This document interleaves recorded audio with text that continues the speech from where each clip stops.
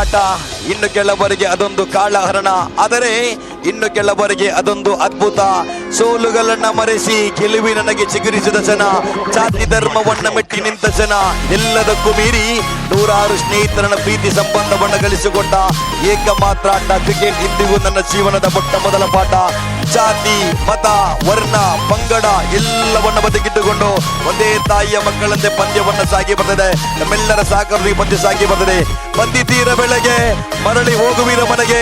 ಒಂದಾದರೆ ಜಿಂಕೆ ಮರಿ, ಇಲ್ಲವಾದರೆ ಚಿರತೆ ಮರಿ. ಜಿಂಕೆ ಮರಿಯ ಬಾಯಲ್ಲಿ ಸಿಕ್ಕರೆ ಬೇಟೆ, ಸೋಲನ್ನ ಸವಾಲಾಗಿ ಸ್ವೀಕರಿಸಿ.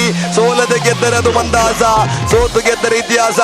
ದೇಶ, ಅಸೂಯೆ, ಕೋಪ ಎಲ್ಲವನ್ನ ಬಿಟ್ಟುಕೊಂಡು ಪ್ರೀತಿಯಿಂದ ಬಾಳಿ ಬದುಕಲು ಗೆದ್ದಳಿದ್ರೆ ಈ ಮಣ್ಣು ಯಾರಿಗೂ ಶಾಶ್ವತಲ್ಲ. ಉಸಿರು ಯಾವಾಗ ನಿಂತು ಹೋಗುತ್ತೆ ಎನ್ನುವುದು ಯಾರಿಂದಲೂ ಹೇಳಿಕೆ ಊಹಿಸಲಿಕ್ಕೂ ಕೂಡ ಅಸಾಧ್ಯ. ಕಾರಣ ಒಂದೇ ದಿವಸ ಇನ್ನೊಬ್ಬನ ಜೀವನ ರಕ್ಷಿಸಲು ಹೋಗಿ ಶಬೀರ್ ಮಾಲಾಡಿ ಎನ್ನುವ ಯುವಕ ಅಂದು ಅಪಘಾತವಾಗಿ ತಾಯಿಯ ಬಳಿ ಊಟ ಮಾಡಿ ಬಿರಿಯಾನಿ ಮಾಡಿಡಮ್ಮ ಅಂತ ಹೇಳಿ ಹೋದಂತ ಶಬೀರ್ ಮಾಲಾಡಿ ಊಟ ಮಾಡಲು ಬರಲೇ ಇಲ್ಲ. ರಾತ್ರಿ ಮಲಗಿದ್ದ ಗೋರಿ ಇಕ್ಬಾಲ್ ಮತ್ತೆ ಹೇಳಲೇ ಇಲ್ಲ.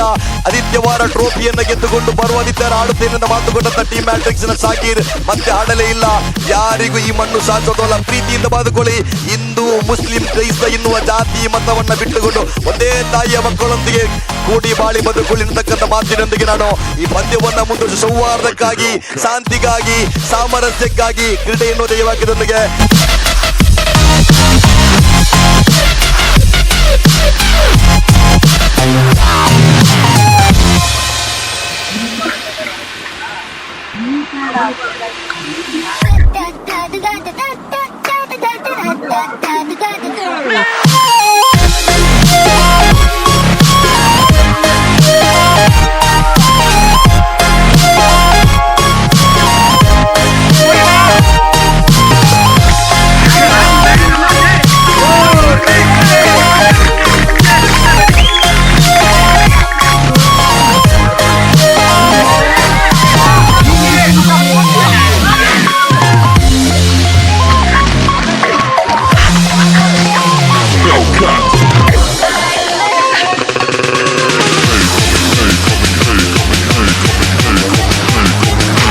Faster.